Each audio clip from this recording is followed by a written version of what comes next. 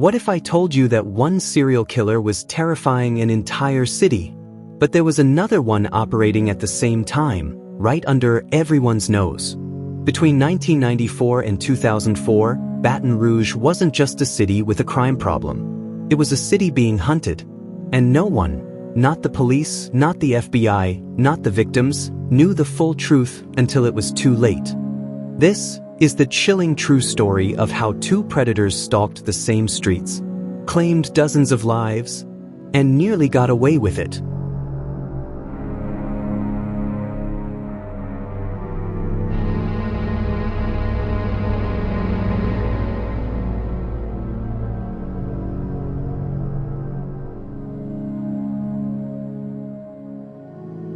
Derrick Todd Lee didn't look like a killer. He lived with his girlfriend, had children, and worked odd jobs to get by.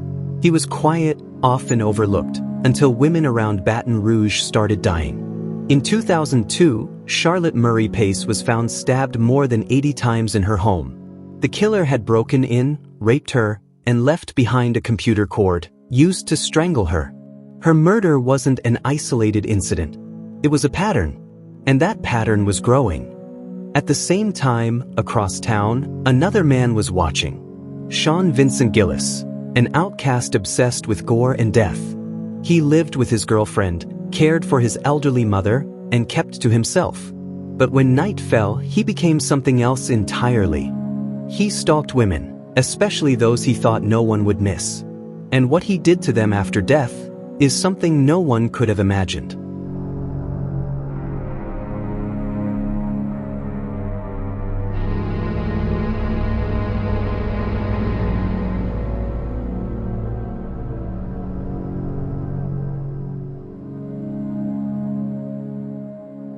As the murders mounted, police turned to profiling. They believed they were looking for a white male, in his 20s or 30s. That assumption would cost lives. Derrick Todd Lee, a black man, didn't fit their profile. And because of that, he continued to kill, undetected, for years. Geraldine DeSoto was beaten and stabbed inside her home. Trinisha Dean Collum was found half-naked in a shallow ditch. Lee's victims were mothers, students, professionals, each stalked, attacked, and left for dead. Gillis, meanwhile, was spiraling into madness. He not only killed, he mutilated. He took photographs. He kept body parts. And when he was finally caught, he described his crimes with chilling detail, as if reading from a horror script he'd written himself.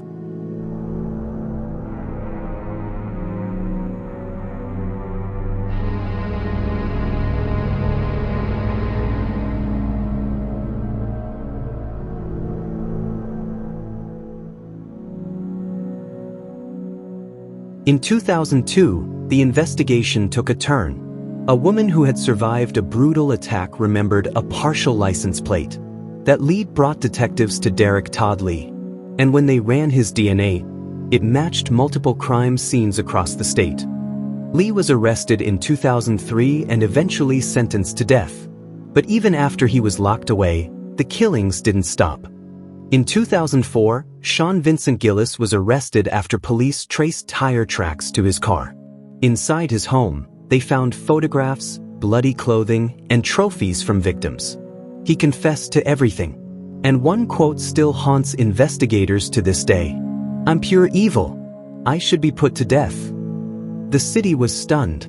For nearly a decade, Baton Rouge had been home to not one, but two serial killers. And the terrifying part? Neither knew about the other. They weren't working together. They were simply feeding off the same fear, in the same city, at the same time.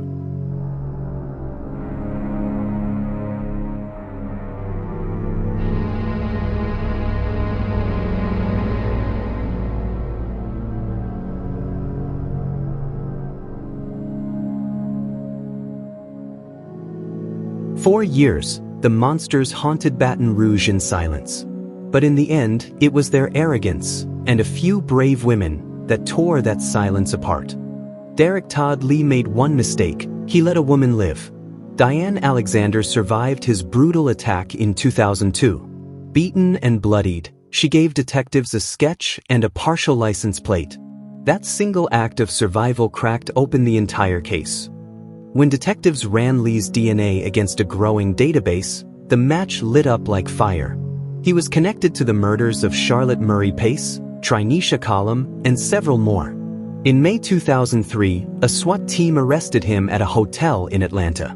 He didn't fight. He didn't run. He just asked one question: how long will I be gone? But even with Lee in custody, women were still turning up dead. It didn't make sense until police discovered another nightmare was hiding in plain sight. Sean Vincent Gillis had left tire tracks near his final victim, Donna Bennett Johnston. The body was mutilated and left beside the road, wrapped in plastic.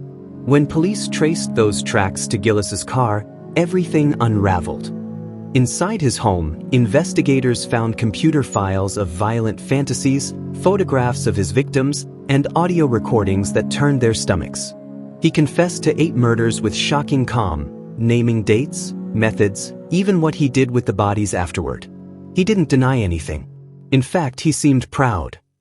Gillis was arrested in April 2004. He pleaded guilty. And unlike Lee, who maintained his innocence, Gillis gave investigators every detail. Too many details. Justice came, finally. But not without a decade of terror, mischances, and lives lost.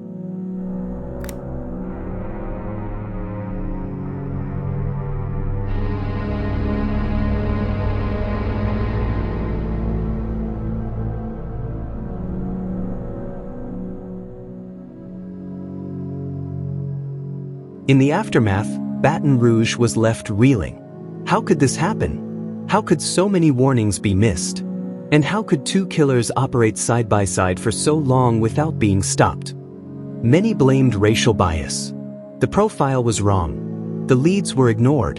And women kept dying because the system failed to protect them. Derrick Todd Lee died on death row in 2016 from heart disease. Sean Vincent Gillis remains in prison for life.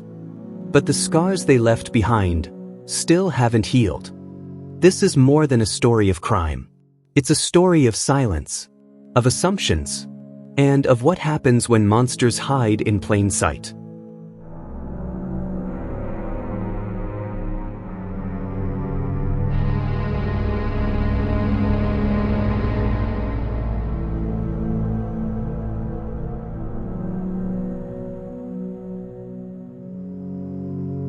Thank you for watching. If this story shocked you, share it. Let it be a reminder that justice can't afford assumptions. Subscribe for more true crime documentaries that bring the hidden stories to light. Because sometimes the most terrifying things are the ones we never see coming. Like and subscribe.